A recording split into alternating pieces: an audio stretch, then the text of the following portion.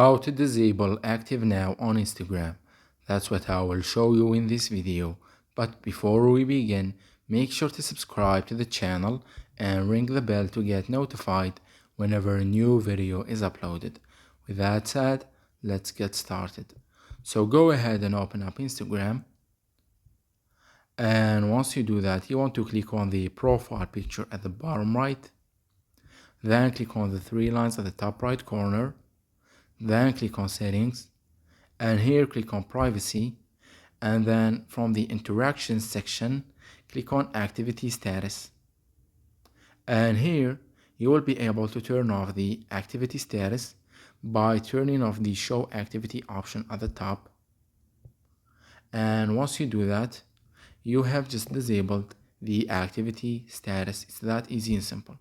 So that was it for this video. That's how you can turn off and deactivate the activity status on Instagram. If you have any questions, please leave them in the comment section down below. With that said, see you in the next video.